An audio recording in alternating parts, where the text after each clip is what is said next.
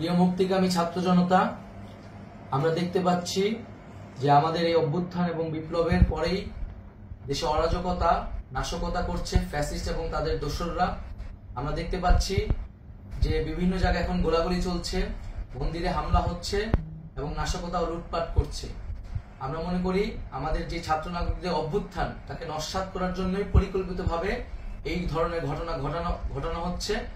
আমরা মুক্তিকামী ছাত্র জনতাকে সজাগ এবং সতর্ক থাকতে আহ্বান জানাচ্ছি এবং আমাদের যে অন্তর্বর্তীকালীন সরকার, আমরা সেই সরকারের যে প্রস্তাবনা 24 ঘন্টার সময় নিয়েছিলাম, জরুরি পরিস্থিতি মোতাবেক আমরা এখনই তার একটি রূপরেখা ঘোষণা করছি।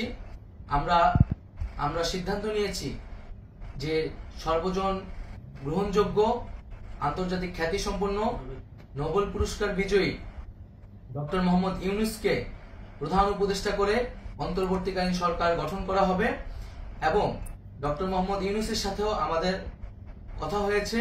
তিনি ছাত্র জনতার আহ্বানে বাংলাদেশকে রক্ষা করতে এই গুরু দায়িত্ব নিতে সম্মত হয়েছে। আমরা সকালের মধ্যেই আমরা এই সরকার গঠনের প্রক্রিয়া দেখতে চাই।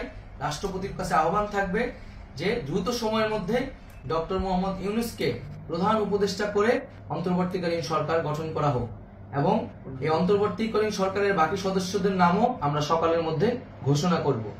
প্রিয় বন্ধুগণ, দেশে যে অরাজকতা চলছে, মানুষের জীবনের নিরাপত্তাহীনতা চলছে, সেজন্য আমরা রাষ্ট্রপতির কাছে আহ্বান জানাচ্ছি দেশে আইন শৃঙ্খলা পরিবেশ ফিরিয়ে আনার জন্য দ্রুত সময়ের মধ্যে কার্যকর ব্যবস্থা নিতে হবে এবং আইন শৃঙ্খলা বাহিনীকে সহযোগিতা করার জন্য মুক্তিকামী ছাত্র জনতাও রাজপথে থাকবে এবং অন্তর্বর্তীকালীন সরকার গঠন না হওয়া পর্যন্ত মুক্তিকামী ছাত্র জনতাকে রাজপথে থেকে তাদের যে অভ্যুত্থান, সেই অভ্যুত্থানকে রক্ষা করতে হবে। প্রিয় বন্ধুগণ, আমরা রক্ত দিয়েছি, শহীদ হয়েছি। আমাদের যে প্রতিশ্রুতি একটি নতুন বাংলাদেশ গঠন করার জন্য, সেটিকে আমাদের অবশ্যই বাস্তবায়ন করতে হবে এবং অবশ্যই ছাত্র জনতার প্রস্তাবিত সরকার বাদে কোনো ধরনের সরকার কিন্তু মেনে নেওয়া হবে না। আমরা বলেছি কোনো ধরনের সেনা শাসিত সরকার অথবা সেনা সমর্থিত সরকার অথবা এই ফ্যাসিস্টদের দোসরদের কোনো বিটিম সরকার কিন্তু আমরা মেনে নিব না। কোনো গণবিরোধী সরকারকে মেনে নেওয়া হবে না। ছাত্র জনতার অভ্যুত্থানকারী যে প্রস্তাবিত সরকার, অন্তর্বর্তীকালীন সরকার, যেটা আমরা সিদ্ধান্ত উপনীত হয়েছি ডক্টর মোহাম্মদ ইউনূসকে প্রধান উপদেষ্টা করে এই সরকার গঠন করা হবে, সেই সরকারকেই বাস্তবায়ন করতে হবে অবিলম্বে।